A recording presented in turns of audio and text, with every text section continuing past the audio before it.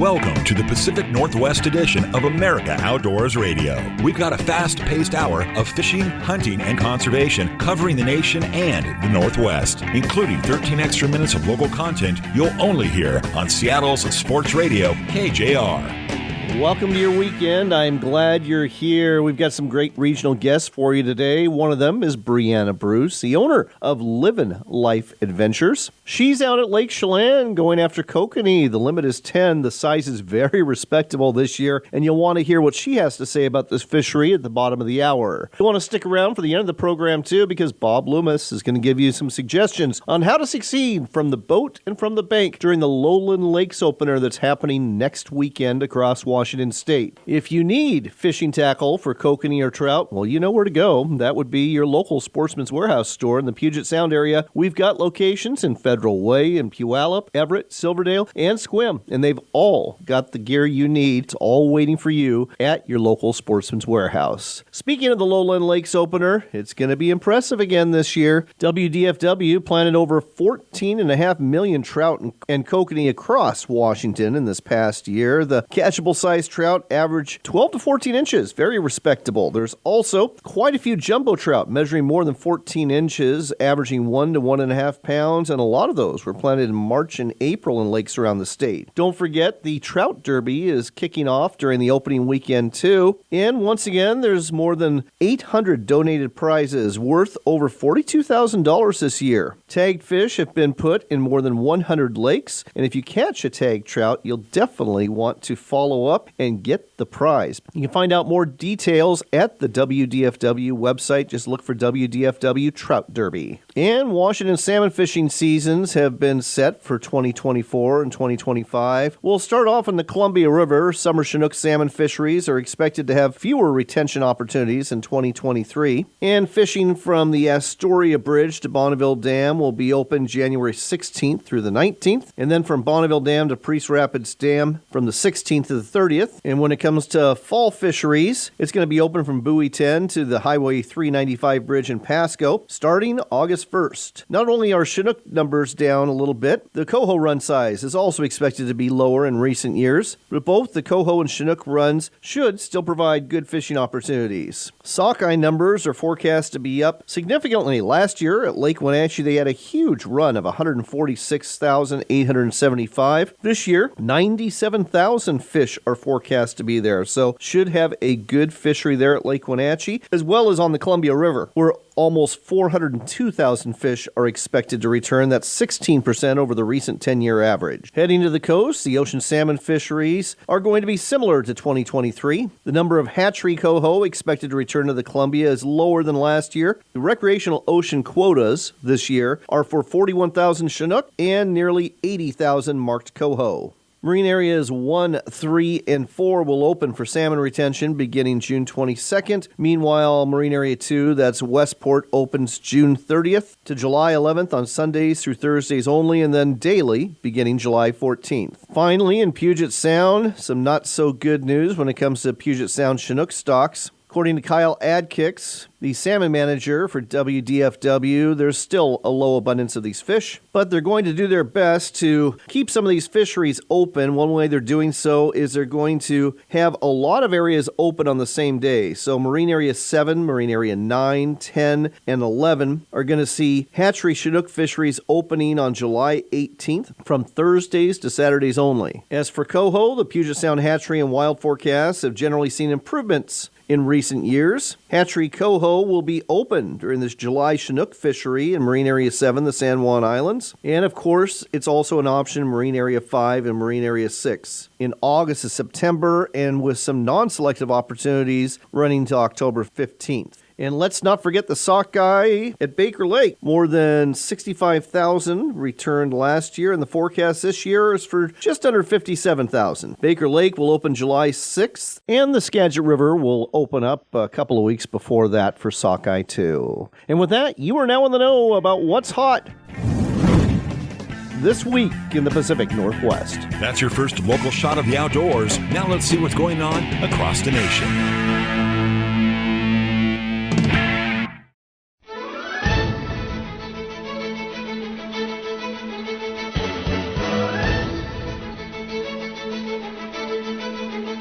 It's time for America Outdoors Radio, the show that covers the outdoor scene across the U.S. of A. and the entire continent. Fishing, hunting, conservation, outdoor recreation, and great destinations. We cover it all every week. It's your country, your outdoors. Let's explore it together with your host, John Kruse. Welcome into another edition of America Outdoors Radio. I'm so glad you're here, and I don't know about you, but I'm excited to hit the water later this week for a tournament, bass fishing tournament. It is the Livin Out Marine Pro-Am. I'll be fishing from the back of the boat as an amateur angler on my home lake of Potholes Reservoir in eastern Washington. And by the way, this tournament has got a pretty big payout. As a matter of fact, if we get 100 boats, there's actually going to be a Phoenix bass boat awarded to the boater/pro, and the amateur can win up to $5,000. Hoping to cash a check in this one, mainly because I've never cashed a check yet. But hey, here's hoping I'm going to get a couple of good pros, learn a lot, and have a good shared weight with them. If you want to find out more about this tournament, just go to bigbasstrail.com. That's the website to go to, and sign up by the 21st. That's this Sunday. The tournament's taking place on the 25th and the 26th. Is going to be a ton of fun. This week on the show, we've got some really good guests for you. One of them is our friend Brooks Hansen with Camp Chef. Because spring is here, that means it's time to think about camping and fishing. And when it comes to fishing, you might want to do a shore lunch if you catch a mess of crappie or a trout or maybe a walleye or even a pike. So what do you use for that shore lunch? Well, Brooks has got some ideas. Camp Chef just happens to have several 2-burner camp stoves available, and these are not your old green Coleman stoves. Oh no, these are much, much better than those that we grew up with as kids. In addition to this, Brooks will have another idea for your shore lunch too. Can you say Dutch oven? Oh yeah. You're going to be hungry after we talk to Brooks. I know I always am after these conversations. Right after that, we're going to talk to Bruce Watkins. He's the owner of Summit Tackle. This is a new company out of Idaho Falls, Idaho. And Bruce and I have a shared passion. That would be alpine lakes fishing. Both of us grew up hiking into lakes in the Northern Cascades and in the Rocky Mountains. And both of us came across the same problems. Broken rod tips or branches and sticks inside the reels, and just the awkwardness of lugging a fishing rod, usually a 2-piece rod, broken down and strapped together with a rubber band, up and down the hiking trail, especially when you're navigating rocks or logs and that sort of thing. Bruce has solved this with a series of rods, both spinning rods and fly rods. He's got both telescopic rods and 3- and 4-piece pack rods that break down into cases. They come with some really nice reels too. And better still, we are giving away a fly rod, a pack fly rod with a fly reel and the case along with an extra prize too. And all you have to do to enter is just go to our website, AmericaOutdoorsRadio.com. Shoot me an email. The email address is info@AmericaOutdoorsRadio.com. Just let me know what station you're listening to, where you live, and you're entered for a chance to win this prize package worth over $200 from Summit Tackle. Bruce can tell you more about their rods and reels during the show today. And then we're going to talk to Faith Jolley. She's with the Utah Division of Natural Resources, and she wrote a great article about what to do if you come across a baby bird on the ground. It is that time of year where birds are leaving the nest, sometimes on purpose, sometimes not on purpose. And she's got some very good advice with different scenarios about exactly what you should do if you find a baby bird that appears to be orphaned in your backyard. Like I said, 3 great guests and 3 great topics. This portion of the show is brought to you by our friends at Work Sharp. And in case you didn't know, they have a whole line of knife sharpeners designed for your kitchen cutlery. They've both got manual pull-through knife sharpeners, and they've got electric knife sharpeners. I've got one of their knife sharpeners sitting on my counter right now. Use it all the time, and it's held up for several years. These are very reliable, they're rugged, and they're affordable too. So check them out at WorkSharpTools.com. That's the website to go to, WorkSharpTools.com. You'll also find WorkSharp products in sporting goods stores all over North America. Before we chat with our guest today, I wanted to share some outdoors news with you, and the news is related to chronic wasting disease. It's a real problem among our deer herds in much of America. It continues to spread across the country, and the disease ultimately results in death for the deer that contracted. The last stages make them look like zombies, and they call them zombie deer, these deer that are suffering from this disease shortly before they expire. It's common now to check in your deer at check stations on opening weekends, not just to make sure you're following the law, but also to take samples to make sure that your deer does not have chronic wasting disease. And the advice has always been from Fish and Game agencies that you should not eat any deer that's infected with chronic wasting disease, even though there has been no proven link between eating a deer with chronic wasting disease and contracting any sort of disease after you do. Well, that may have changed. From Field and Stream, we learned that a study has found that several hunters died after consuming chronic wasting disease-infected venison. The study was published recently in the journal Neurology. The title of the study is Two Hunters from the Same Lodge Afflicted with Sporadic CJD, and then it goes on to say, is chronic wasting disease to blame? The authors of the study highlight a cluster of CJD cases, CJD being Creutzfeldt-Jakob disease, which is known for its association with mad cow disease. Now, mad cow disease, as you know, is transmitted in cows through misfolded proteins called prions. And like chronic wasting disease, it causes a cascade of brain-related maladies that eventually lead to death in the cows unlucky enough to contract it. And as you may recall from about 20-30 years ago, mad cow disease has been shown to transmit to human beings through the consumption of infected beef. And that disease, when it's manifest in people, is referred to as Creutzfeldt-Jakob disease, or CJD for short. Now let's fast forward to this lodge. It turns out an unnamed hunter contracted CJD after the regular consumption of venison from deer infected with chronic wasting disease. In 2022, a 72-year-old man with a history of consuming meat from a CWD-infected deer population presented with rapid onset confusion and aggression, which is a classic symptom of Creutzfeldt-Jakob disease. Despite aggressive symptomatic treatment of seizures and agitations, the patient's condition deteriorated, and he died within a month of the initial presentation. A post-mortem was conducted, and he was confirmed to have sporadic Creutzfeldt-Jakob disease. Not only did he catch it, but one of his friends who ate venison from the same deer population also recently died from this same disease.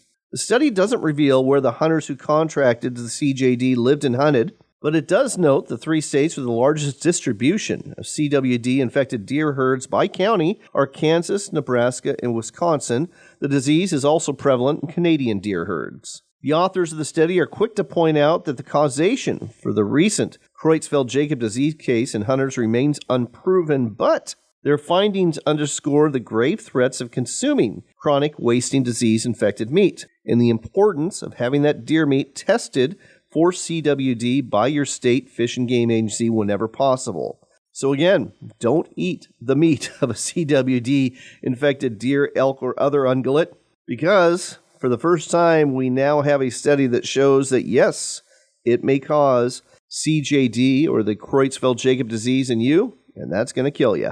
Turning to other news, you've probably heard of albino deer before, but what about a golden walleye? Yes, there is such a thing. And from Target Walleye, we learned that one was recently caught in northern Green Bay. Lydia Doerr, a research technician at the Michigan DNR, said they netted and released a golden walleye, which she described as 1 in a million walleye, on Wednesday, April 10th. The walleye has a dark brown back, but the rest of the body is golden in color. How does the walleye end up that way? Well, according to Lydia Doerr, that walleye had a genetic mutation that affects the pigment of the lighter colored skin cell. So if you ever find yourself with a golden walleye, consider yourself lucky, and you might want to take that fish to a taxidermist. Stick around, we've got our conversation with Brooks Hansen with Camp Chef coming up right after this short word from our sponsors.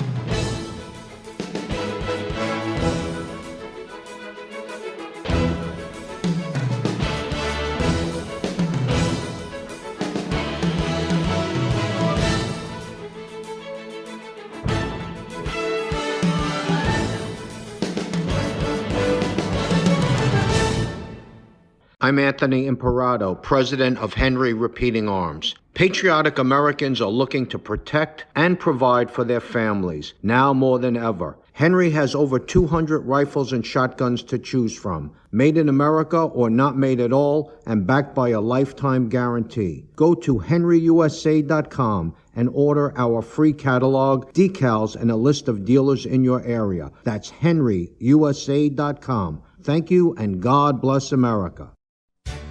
Hunt of a Lifetime is a nationwide nonprofit organization dedicated to providing hunting and fishing trips to youth 21 and under who suffer from life-threatening illnesses and disabilities. These adventures make big differences in the lives of those who participate in them, and in many cases are literally a dream come true that brings hope and therapy to their lives. Find out more, get involved, or donate today at huntofaLifetime.org. That's huntofaLifetime.org. huntofaLifetime.org. Immerse yourself in a complete Alaska wilderness experience through Sportsman's Cove Lodge. Up to 6 of you will spend a week in a beautiful waterfront log home in a secluded cove. Every day is a new adventure. Go on a guided fishing trip or haul in a bounty of shrimp and crab. Visit a Native American village where totem poles are carved. Go on a whale or bear watching trip and return back to your very own place at the end of the day. Find out more about the Alaska Wilderness Experience at alaskasbestlodge.com. That's alaskasbestlodge.com. Come explore the Dalles in Oregon for outdoors fun. Hike amongst the wildflowers, bike our riverfront trail, or visit the Gorge Discovery Center where you can enjoy a live raptor display, or even check out our National Neon Sign Museum. But don't forget the fishing. We've got salmon, steelhead, bass, walleye, and monster-sized sturgeon waiting just for you. When the day is done, tell those tall tales at one of our wineries, breweries, or restaurants and plan your next adventure. Find out more at explorethedalles.com. Fishing and fun. That's what you'll find at Mardon Resort. Come to sunny Eastern Washington and bring your RV or rent a cottage, cabin, or room at our newly upgraded resort at the south end of Potholes Reservoir. Get tackle and provisions at our general store. And after you're done fishing, hanging out at our swim beach, or boating for the day, enjoy dinner and a drink at the beach house. Find out more at mardonresort.com. That's mardonresort.com, where the fish bite and we don't.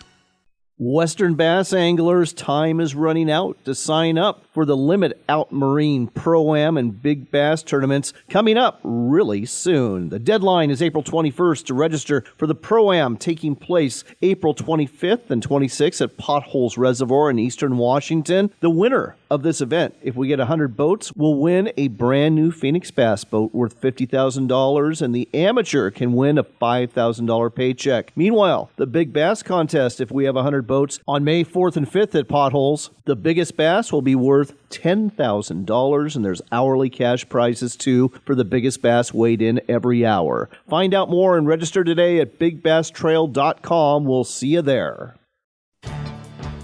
Sportsman's Warehouse is America's premier outfitter with the gear you need for fishing, hunting, camping, paddling, cooking, and just about anything else you can do in the woods or in the water. With over 125 stores across America, there is bound to be a Sportsman's Warehouse near you, with not only the gear you need, but also the experts to help you get the most out of the product you purchase. Head down to your local Sportsman's Warehouse today or shop online anytime at sportsmans.com. That's sportsmans.com.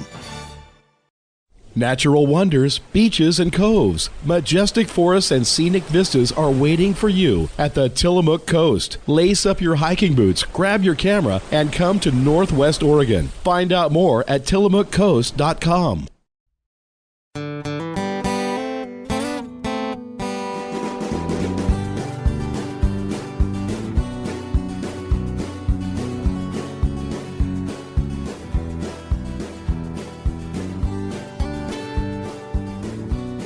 Welcome back to America Outdoors Radio. I'm John Kruse. We've got Brooks Hansen on the line with Camp Chef. A lot of folks are going out fishing. Some of them are in canoes in the Boundary Waters Canoe Area Wilderness up in Minnesota. Others might be rafting down the Snake River in Hell's Canyon.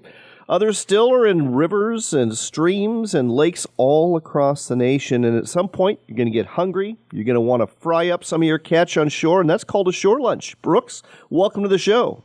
Hey, John, thanks for having me on. You're right. It's fishing season is just starting to take off, getting out of that ice fishing mode, trying to get into regular fishing mode. And yeah, I was going to say battling ice off and run off and trying to navigate all that. It's going to be a good year. Oh, absolutely, absolutely. You know, I know you're no stranger to shore lunches. When it comes to maybe frying up a trout or maybe a walleye, what's something you like to do on shore? Man, there's so much you can do, but I think your traditional fried shore lunch is probably one of my favorite shore lunch meals. Whether you take the fillets, make sure it's deboned, get some small chunks of meat, get a batter. There's lots of different batters out there, whether it's wet or dry. There's all kinds of different secret recipes. Everybody's got a secret fish batter recipe, depending on what seasoning they put, whatever they use, and then fry it. There's people that'll fry it in lard. There's people who fry it in different cooking oils. So I like to find what works best for me and what's available where I'm at.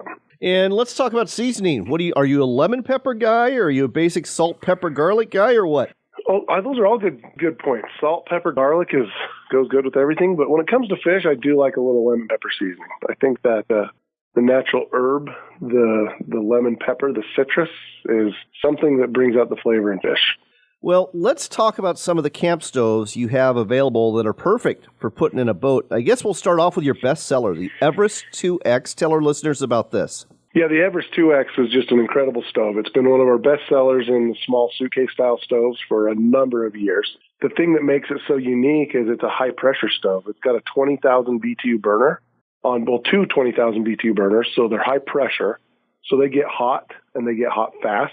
It's got a controllable knob, so you can turn it down to a simmer. It's just a robust, bomb-proof stove, and it's really about the burners and the amount of heat. You're trying to boil some water or maybe get some oil hot to fry fish in. You can do it so quick with that 20,000 BTUs.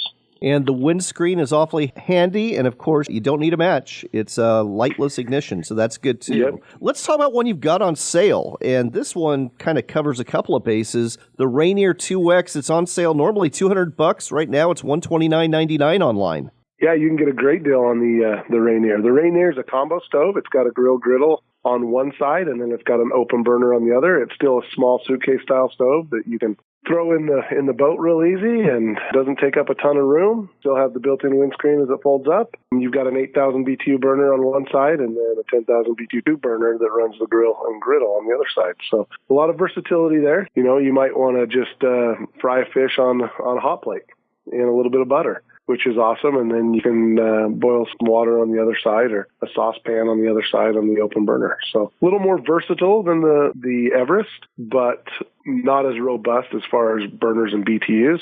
Still an outstanding stove, and that's a heck of a buy on it right now. Oh, absolutely. Now, one that's more expensive, about $390, but looks ideal if you are maybe a rafter, if you're concerned about weight and really want to cook for a crowd, the Mountaineer. The Mountaineer is a great stove because it's aluminum. So when you hit the nail on the head there when you talked about a rafter, water's going to get in the boat. When you're hitting rapids, water's going to get in the boat, and water and steel usually don't mix if you don't dry it off, and you'll get a little rust. Well, the aluminum body is going to avoid all that. Plus, like you mentioned, weight, it's a lot lighter. It also is a high-pressure stove similar to the Everest, very similar burners, 20,000 BTUs. Matchless ignition. It can run off a bulk tank. You can also grab an adapter and run off a 1-pound tank. It's an awesome stove. It's more of a square body, still suitcase style. It's a little bit bigger than the Everest. One cool feature is it does have an accessory leg kit that you can purchase. And that leg kit, it kind of makes all the difference in the world. They're aluminum legs with built-in leg levelers. And it's a really, really cool stove. If you've got room in the boat, it's just so robust. It's also a great overlanding stove. There's a lot of overlanders that have fallen in love with that stove. Oh, I can completely understand why. It is a thing of beauty, that's for sure, and I love the aluminum. All right, let's change topics from camp stoves to Dutch oven cooking. And I bring this up because it was, probably about 17 years ago. I was on a float trip with Steve Fleming, owner of Maha Outfitters. We were going down the John Day River, fishing for smallmouth bass, catching a whole bunch of smallmouth bass, by the way. But along the way, he had a Dutch oven in his drift boat, and he was cooking lasagna. And I was like a Pavlovian dog. I was salivating by the time we got to shore, and he started setting up a table for lunch. There was like nothing better. Have you ever done that sort of shore lunch yourself? Yeah, I've done a lot of stuff where we've hauled some Dutch ovens and maybe get a pot of potatoes. We've done, like you mentioned, lasagnas. You can do chicken and even fish. So, yeah, I think a Dutch oven doesn't take up a lot of room. One key component, though, is you got to have fire. So you got to make sure where you're rafting, you're not in fire restriction areas where you can have a fire, if there's a fire ring or controlled fire area. And it usually helps to pack some briquettes. I mean, that's usually what they're going to burn the hottest. Some charcoal or briquettes to cook in the oven. And they're heavier, they're cast iron, but you can do so much in those ovens. They're an oven. A good buddy told me Dutch oven cooking is so easy and so fun once you get the hang of it. And he said, never lift the lid, because if you're looking, you ain't cooking. And he said there's 3 tips. If it smells burnt, it's burnt. If it smells done, it's done. If you can't smell anything at all, leave it alone. So there's your Dutch oven cooking tip. Those are some wonderful Dutch oven cooking tips. I got to ask, you mentioned cooking fish in a Dutch oven. I'm trying to wrap my head around this. Well, have you ever slow cooked some fish, like steamed fish? I guess I have not, believe it or not. I've eaten it before, but I've never done it myself. Yeah, and if you don't pack a stove and you just have an oven and you have a little bit of charcoal, you can do that. Like if you wrap it in foil and kind of steam it like a trout, works really good. You put some lemon pepper in there, maybe a lemon. Kind of like same idea as you roast it over the fire. You can do it in an oven to be a little cleaner. The other thing, too, is you can still pack a little bit of oil and use that pot as your fry basket or your fry pot.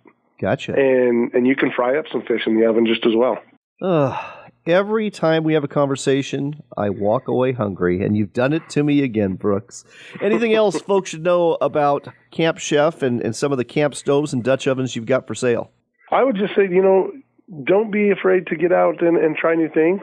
And if you're looking for any type of outdoor cooking experience or equipment, check out campchef.com, because we have everything that you need to cook outdoors. You absolutely do. And folks, you'll also find Camp Chef products in quality sporting goods stores, including the big box stores all over North America. But again, don't miss out on this deal for the Rainier 2X. Now, this one is online. $129.99 for the Rainier 2X. Great combo stove. You're going to love this one. But you can only get it at campchef.com. That's campchef.com. Just go to the shop tab, look for stoves and ovens, and buy one today. Brooks, always a pleasure, sir, to have you on America Outdoors Radio. Thanks, John. Thanks for having me. And happy fishing this spring. Absolutely.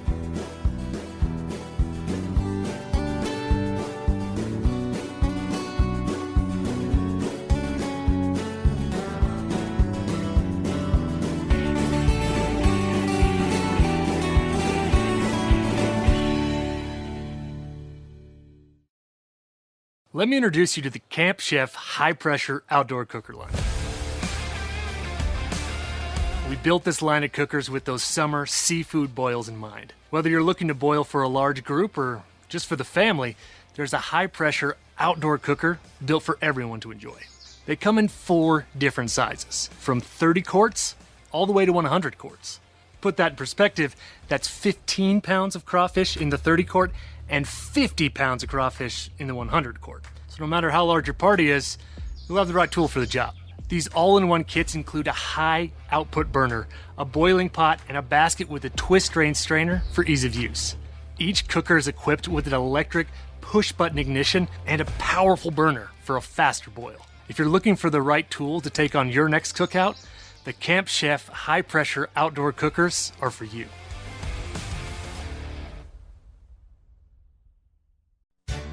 Hunt of a Lifetime is a nationwide nonprofit organization dedicated to providing hunting and fishing trips to youth 21 and under who suffer from life-threatening illnesses and disabilities. These adventures make big differences in the lives of those who participate in them, and in many cases are literally a dream come true that brings hope and therapy to their lives. Find out more, get involved, or donate today at huntofalifetime.org.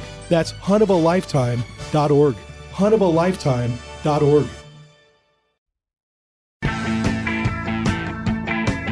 Ready for more local fishing and hunting? You got it. It's the Pacific Northwest edition of America Outdoors Radio, right here on Seattle's Sports Radio, KJR. Next up, we got Brianna Bruce on the line. She is the owner of Livin Life Adventures and just finished her career in the fishing department at the Everett Sportsman's Warehouse store, so she can have a little bit more time on the water fishing. Brianna, welcome back to the show. Always good to be here, John. So let's talk a little bit about your next destination. You're going to be spending about 3 weeks at Lake Chelan. Got a wonderful kokanee fishery there, doesn't it? Yes, it really does, and it's one of my very favorite places to go hang out. What part of this lake, which extends over 50 miles, are you going to be fishing? So I fish the lower section pretty much from the Narrows down to the town of Chelan. Gotcha. And what's the average size of the kokanee this year? I know it varies from year to year. It varies, but we've been seeing some bigger fish this year and, some 13, 14 inches pretty regularly, seeing a few like 16s every day, and we've been finding some fish up to 18 inches. Nice. Very nice indeed. And folks, kokanee landlocked sockeye salmon, so you know they taste fantastic. What's the limit? Is it 10 fish? 10 fish per person. Okay. How deep are you fishing, generally speaking, this time of year, and what are you using? So this time of year, we're fishing a little bit deeper. A lot of times we'll find fish from like 60 to 100, 120 feet. And then as the water warms up, we'll start to fish a little shallower and into some shallower water. We just it's different every year, and we follow the schools around where we can find them. Right now I'm running downriggers with dodgers, like a 4 or a 6-inch dodger, and some kind of a spinner is my favorite, like a beaded spinner, like a Max wedding ring, something along those lines. And I always fish 2 hooks. I like number 4s. Some people fish number 2s, but I can always catch a bigger fish on a number 4, no problem. We use them for steelhead even. And as for color, I'm presuming pink? Pink or orange. Orange is my main go-to on Chelan. And bait, I'm even dyeing my corn orange. I'm using Slam & Sam's orange corn cure for that. Very interesting. All right. Well, folks, if you want to go fishing with Brianna, I guarantee you're going to have a good time. She's going to get you in the fish, and Lake Chelan is a beautiful destination to fish at. And once you're off the water, plenty of stuff to do in town or in Hansen as well. So go to Livin Life Adventures on Facebook, or go to livinlifeadventures.com. Get a hold of Brianna. Book your trip today. Thanks as always, Brianna. Thanks, John. A seafood bounty is waiting for you on Northwest Oregon's Tillamook Coast. Catch a limit of big salmon, haul up a pot of delicious crab. Plan your visit today at tillamookcoast.com.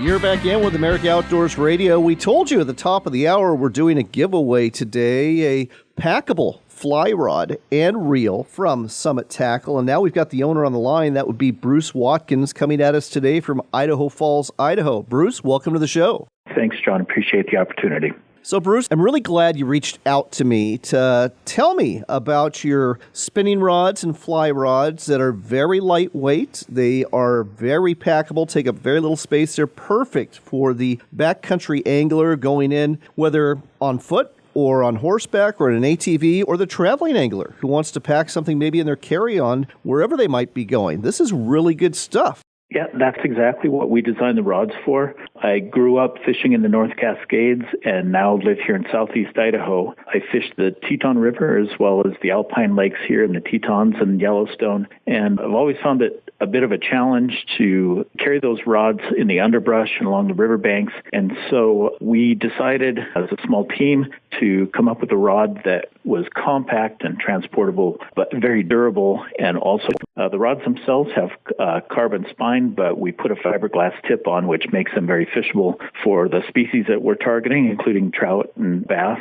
We also have gone the same direction with fly rods and found that the fly rods are also very fishable and castable. The rods were designed to be packed into a small case, so they fit in a backpack. They fit behind the saddle of a horse, easily fit on the front or back of an ATV, or of course a side-by-side where there's more room, and also fit very well on a mountain bike if you're a mountain biker getting into the Alpine Lakes. I hadn't even thought of that last option, but that makes perfect sense. You know, you and I are of a similar age, and I also grew up with a love of hiking into Alpine Lakes and the Cascade Mountains and also in the Rocky Mountains of Colorado, but definitely had some misfires along the way. Vividly remember going on a 3-day hike in the Rocky Mountains in Colorado, high elevation, had an old fiberglass rod, put it in my backpack, and you know what happened. I broke off that tip within the first couple of miles trying to duck under a log, and that made for not so fun fishing after that. And you know, otherwise you just kind of take your normal fishing rod and put a rubber band on it, put it in half, and try to lug it along so you never have that hand free. And again, sometimes accidents happen and rods break, but you've really solved it with these rods here. I mean,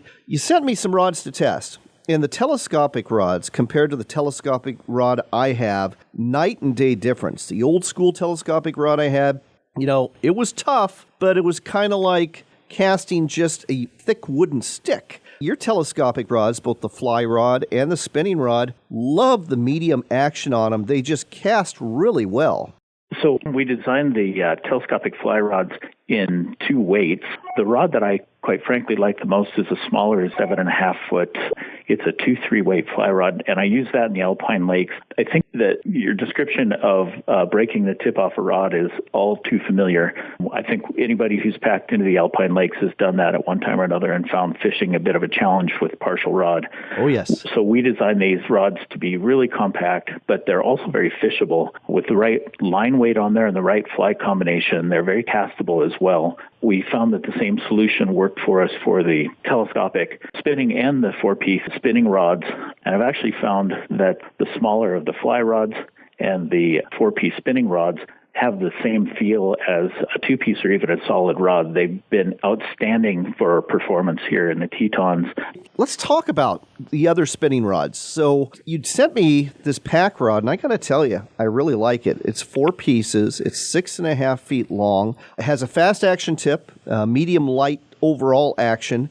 And I'm fishing this, tossing spinners for trout, and I'm thinking, this would be perfect for tube baits and smallmouth bass. And I actually am going to be fishing a tournament at the end of April. Probably going to take that rod and reel along for just that very thing. And speaking of the reel, the reel on these spinning rods, it's really nice. I mean, it's small and compact. It fits right in the case with the rods. It's really smooth. And I love the fact that, most spinning reels, if you're going to fit them into a small space, you have to basically screw the handle off, or unscrew the handle, I should say, to take it off. But on your reel, you literally push a button and that handle folds right in. Ingenious. So on the reels, we work directly with the factory, and this is a 5-bearing +1 reel. It's an excellent quality reel. I've used this reel since we started our prototyping, which is about a year ago. And I found the same exact thing you found. The reel is very smooth. The drag action is very smooth. And that little part about folding the reel handle back has worked great for us. And that way you can put it back into the case and not have to worry about taking your entire rod down and storing it without the reel being on it. We just leave the reel on, throw it in the case, and off you go. It's not just a time saver, but it also is an equipment saver. So it keeps the dust out of the reel, keeps, of course, the branches out of the reel, which everybody who's hiked up in the Alpines with an exposed reel and rod know that you're going to end up with pine needles and branches and twigs in your equipment, as well as the dust from the trail. So the actions we are very happy about. I personally tested every one of these as a prototype before they went into production. I've fished some of the smaller rivers like the Teton, and I've also fished on the South Fork. We found the rods to be very castable as well as compact, so I'm confident that people that are fishing the Alpine Lakes can make that long cast for the deeper, further out trout. Let's talk a little bit about the fly rod reels too. Again, very lightweight, very smooth. What's the material they're made out of? So the fly reels are CNC machined aluminum. They're a very high quality reel. We're very happy with the actions on those. The fly rods themselves are just like the spinning rods. They have a carbon backbone and a fiberglass tip. We decided to go with high-grade components, so the cork and the reel seats have been upgraded. The guides are also upgraded. We worked through, I believe, 4 prototypes before we found a rod that we were happy enough with that we could put into production. Well, the bottom line is this, folks. If you were in the market for a rod to take on your next backcountry trip, or if you were flying somewhere and want to take something in your carry-on or your baggage, you got to check out Summit Tackle. The website to go to, summittackleco.com. That's summittackleco.com. Again, they've got telescopic fly rods. They've got pack rods and various lengths. They've got a 4-piece spinning rod that we just told you about. And they've also got a telescopic spinning rod too. They come in durable cases that are going to keep your rods and your reels safe. And we are giving away one today. So here's how to enter. All you have to do, if you want a chance to win a Summit Tackle fly combo, that's going to be a fly rod and a fly reel and the case, along with a vacuum-sealed sport bottle that you can use to have water in it. It's got the Summit logo on it. all you have to do is just go to our website, AmericaOutdoorsRadio.com, and shoot me an email. The email address is info@AmericaOutdoorsRadio.com, and all you have to do is just say, I listen to you on this station, or I listen to you, from wherever you're listening, whether it be Little Rock, Arkansas, or Seattle, Washington, or Idaho Falls, Idaho, or anywhere else. That's all you have to do to enter. We're going to go ahead and announce the winner on April 25th, and with any luck, it might be you. So enter today. Again, just go to our website at AmericaOutdoorsRadio.com. Shoot us an email and let us know what station you're listening to and where you live, and you're entered for a chance to win this package that's worth over $200 for Summit Tackle. So get to it. Go ahead and enter. And again, check out the website, summittackleco.com. That's summittackleco.com. And look into buying a packable spinning rod or fly rod today. Bruce, really like what you got here, and thanks for sharing it with us today on America Outdoors Radio. Thank you so much for the opportunity. I appreciate it.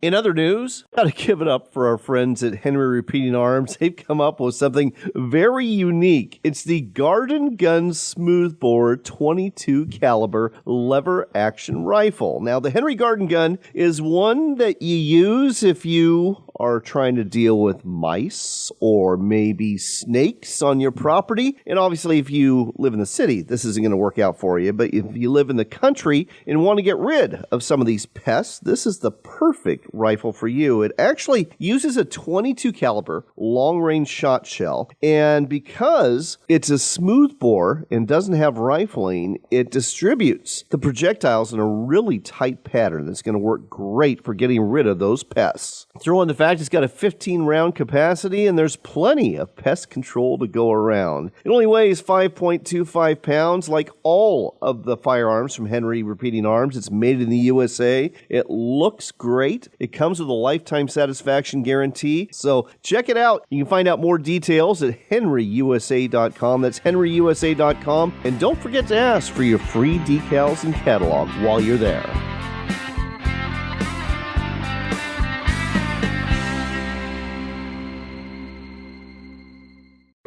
Explore the Dalles, the hub where discovery and history come together. Whether the Northwest is your home or you're on an adventure, the Dalles welcomes you. Just 80 miles east of Portland is the perfect year-round escape with a community that cares about you. 300 days of sun, breathtaking outdoor recreation, and a downtown full of the unexpected. Oh, and the rich history that began before the Oregon Trail. Start planning at explorethedalles.com. When you think of Work Sharp knife and tool sharpeners, you probably think of sharpeners for the shop or the field, but Work Sharp has a whole lineup of sharpeners for the kitchen, too. We're talking about everything from easy-to-use manual and electric knife sharpeners to ceramic honing rods, whetstones, and the new rolling knife sharpener, and innovative manual sharpeners that will do wonders for your cutlery. Make sure there's never a dull moment in your kitchen. Check out the entire product line and order today at WorkSharpTools.com. That's WorkSharpTools.com. We've been telling you about Sportsman's Cove Lodge in Southeast Alaska for a while now. They're truly Alaska's best lodge. Wildlife is abundant, from bears and deer to eagles and whales, and let's not forget the reason you're here, the fishing. Halibut, salmon, lingcod, rockfish, true cod, and more. It's all waiting for you in abundance at Sportsman's Cove Lodge. Book your trip today at alaskasbestlodge.com. That's alaskasbestlodge.com for Sportsman's Cove Lodge. Are you looking to reel in the marketing opportunity of a lifetime? Then set the hook, because we've got it right here for you. America Outdoors Radio has sponsorships available, and we offer affordable platforms to reach thousands of listeners interested in fishing, hunting, and the outdoors. Find out more by contacting John Kruse through his website at AmericaOutdoorsRadio.com. That's AmericaOutdoorsRadio.com. Hurry, though. If you wait too long, the big opportunity might get away. You know, you see a huge group of people and maybe they're in line to do something and they seem happy about it. You have to wonder, okay, what am I missing? What's going on here? What are these people excited about? Well, in this case, it's thousands of people and they're joining MediShare. Why? Well, MediShare is a much more affordable alternative to health insurance. It's reliable, too. It's a well-run community of Christians. They've been sharing each other's medical expenses for more than 30 years. And if you switch, you'll likely save hundreds of dollars a month. Most members wind up paying about half what they used to. And you know what? They find they like it better. MediShare's member satisfaction rate is 98%.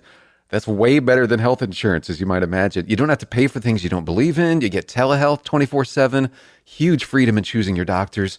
At least check into it. This may be one of those things where you're like, why didn't I do this a long time ago? Why not start saving now? Call 855-SHARE-40. That's 855-SHARE-40. 855-SHARE-40.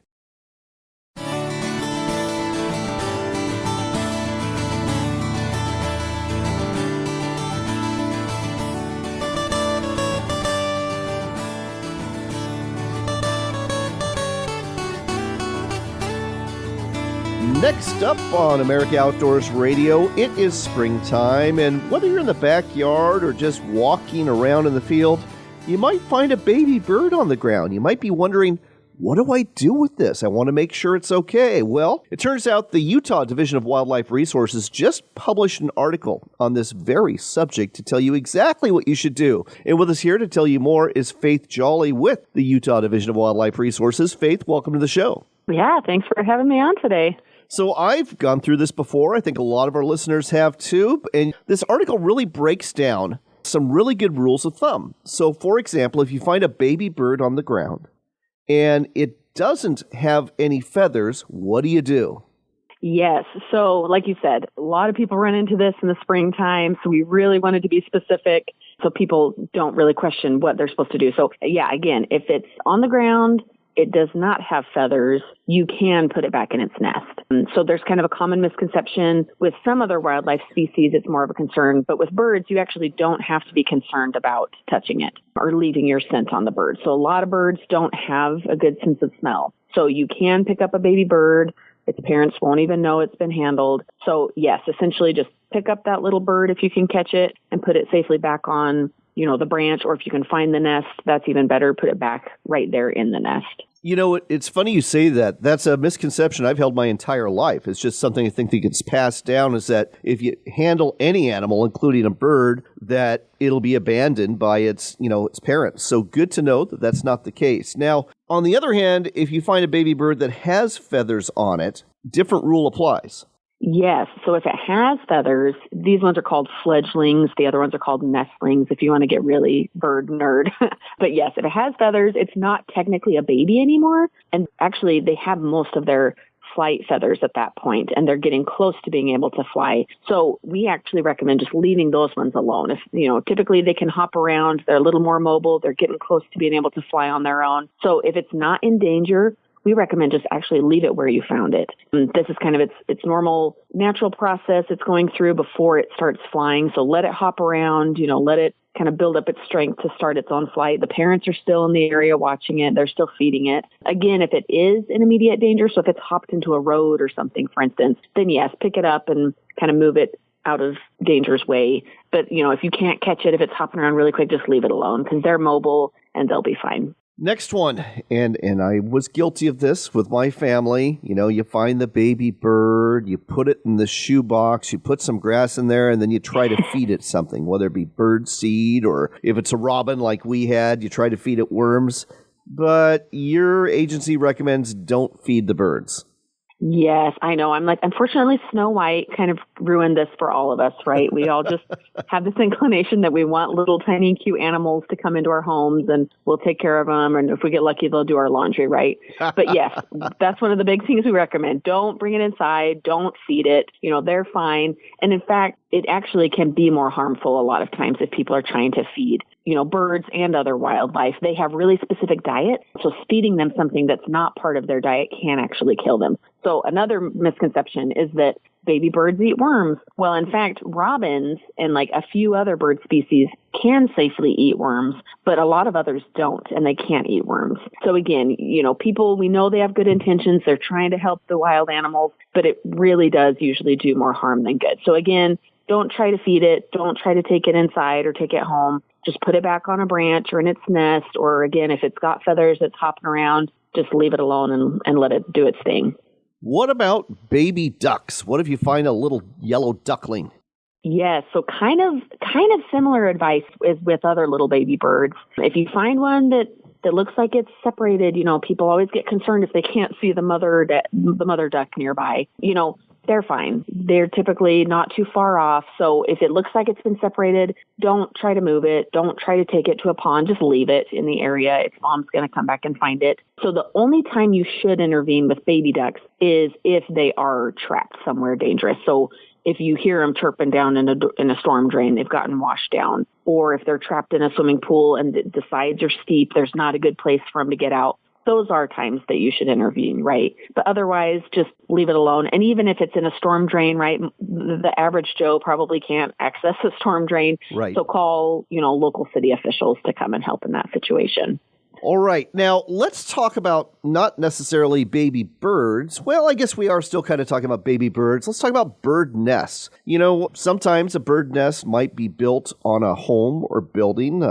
Swallows in particular like to do this. But you're recommending don't move those nests, especially if they're on buildings, right? Yes. So this is maybe another common misconception that people have. Because most bird species are migratory, they are protected under federal migratory bird laws. And so part of those laws dictate that it actually is illegal to move or disturb a bird nest that has eggs or baby birds in it. And you can actually be cited for doing that.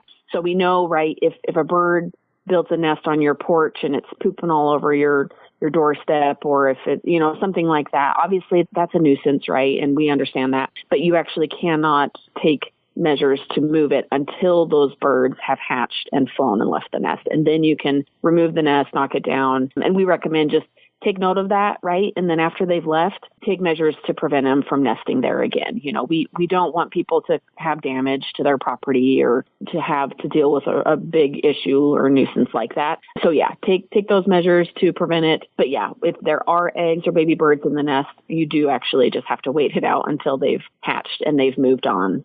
Last but not least, we should talk about avian flu. This is becoming an issue, especially with waterfowl. And songbirds, are they typically affected with avian flu as well? Yeah, so fortunately, songbirds are not usually affected by high pathogenic avian flu viruses. So yeah, it does typically, like you mentioned, it mostly impacts waterfowl in kind of the wild bird species. And then it has obviously really impacted some of our domestic bird species, chickens and domestic ducks, things like that have been really susceptible to the virus. And we've seen that all over the news, right? And part of why egg prices have gone up, skyrocketed. But yeah, fortunately, songbirds aren't typically as impacted. So, as the avian flu has kind of swept across the U.S., people shouldn't have to remove bird feeders or backyard bird baths, things like that should be fine to keep out. Just, we always recommend that you do regularly clean those bird feeders and baths just to prevent any other potential diseases. And then we do recommend if for whatever reason you do happen to see several dead birds in your backyard, that is something that we always recommend you report to your local wildlife agency just so they can come and do some disease testing and kind of see what's going on there. Well, if you want to find out more about this topic, just Google Wild Aware Utah, and you'll find information about baby birds and a whole lot more about wildlife that applies not just to our listeners in Utah, but listeners all over the country. Faith, thank you so much for sharing this with us today on America Outdoors Radio. Yeah, thanks so much for having me on. Okay, a couple of reminders for you before we go. Number one, if you live out west, we're talking Oregon, Washington, Northern California, Idaho, maybe even western Montana, and you own a bass boat, you really ought to consider coming out to my home lake of Potholes Reservoir in eastern Washington to fish a couple of tournaments. The deadline to register for both of them is this weekend, April 21st. The first is a Pro-Am tournament. It's being put on by Limit Out Performance Marine. And if we have 100 teams participating, the pro or the boat owner fishing the tournament that wins is going to win a $50,000 bass boat, a Phoenix bass boat no less, with a 150 horsepower motor. That is one heck of a prize. As for the amateur angler fishing on the back of the boat, well, that angler will get a $5,000 paycheck. The dates for this tournament, April 25th and April 26th, and the following week, May 4th and 5th, we've got a big bass tournament with hourly payouts. And again, if we've got 100 boats, the biggest bass that's caught over the weekend is going to be worth $10,000. Now that is a bass worth fishing for. You can find out more and sign up today at bigbasstrail.com. That's bigbasstrail.com for the Pro-Am and Big Bass tournaments taking place at Mardon Resort in Potholes Reservoir in Grant County, Washington. One more reminder is about that giveaway we're doing this weekend, courtesy of Summit Tackle. We are giving away a 4-piece fly rod. It's a pack rod, comes in a sturdy little case. It includes a fly reel, and it retails for $179. In addition to this, we're throwing in I think it's a 32-ounce vacuum-sealed insulated water bottle with the Summit logo on it. Total price package worth over $200. All you have to do to enter is just go to our website at americaoutdoorsradio.com and shoot me an email. Just let me know where you're from, what station you're listening to, and you are entered for a chance to win. We will announce the winners on our Facebook page on April 25th and on the air next weekend. On that note, it is time to go, but here's hoping, like me, you're going to be doing some fishing, tournament fishing, as a matter of fact, at that very Pro-Am we just discussed. But any fishing will do. It's also turkey hunting season for a lot of you out there, and it's just a great time to be out on the trails or out on the water, so take advantage of it. After all, it is your country and you're outdoors, so get out there and enjoy it.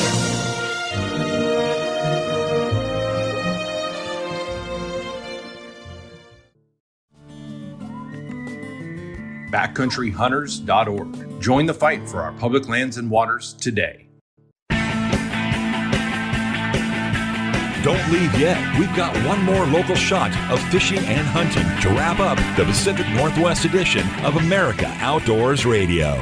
You know what time it is? It's time for another extended Max Minute. And with us again is Bob Lewis from Max Lure. Bob, always great to have you back on the air. Well, thank you very much, John. So, we've got the Lowland Lakes opener coming up in Washington State. A lot of folks going to be out trying to catch trout, both from the boat and from the bank. I got to ask you, what are your favorite lakes to fish when the Lowland Lakes opener happens? You know, John, just obviously the easy ones right here in our backyard. We've got Wapato Lake, Kokanee, which is a fantastic fishery. You've also got the big twin, little twin lakes up around Winthrop area. I mean, there's a number of really good ones around here. Well, I know I've got some neighbors that always love to go fish, big and little twin lakes up there by Winthrop. Wapato Lake, always a good bet as well, and one of the better success rates year in, year out. And Kokanee, I got to love that town. I mean, number one, you get to go fish, and then you get to go hang out in the Sitting Bull, and you can sit and bull all day long, and then go outside and watch the deer and watch the turkeys, which are more numerous than the people in town. Yep. So how are we going to catch them? We'll start off from the boat. Trolling applications, for trout, there's a number of things you can do. I'm going to start out with a sling blade and a peewee wiggle hoochie is what I'm going to start out with trolling. You get a lot of movement off the sling blade. You're trolling faster because you're trolling for trout.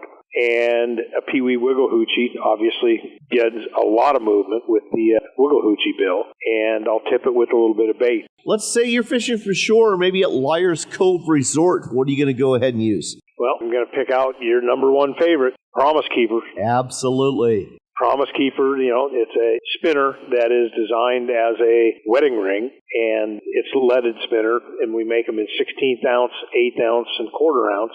And it works fantastic, and it has a smile blade on it. So I'll go to a Promise Keeper, or I'm going to go to a Crip Lure. Well, not only that, if you're fishing up at Kokanee, you got a good chance of reeling in not just trout, but also kokanee or smallmouth bass. So lots of reasons to fish our Lowland Lakes. It's coming up quick, so don't miss out. And if you need some great tackle, you just need to go to maxlure.com or go to a sporting goods store near you. Get what you need for success for the Lowland Lakes opener. Always a pleasure, Bobby. Thank you, John. That's all for this week, but don't worry. We'll do it all again next Saturday morning from 7 to 8, right here on Seattle's Sports Radio, KJR.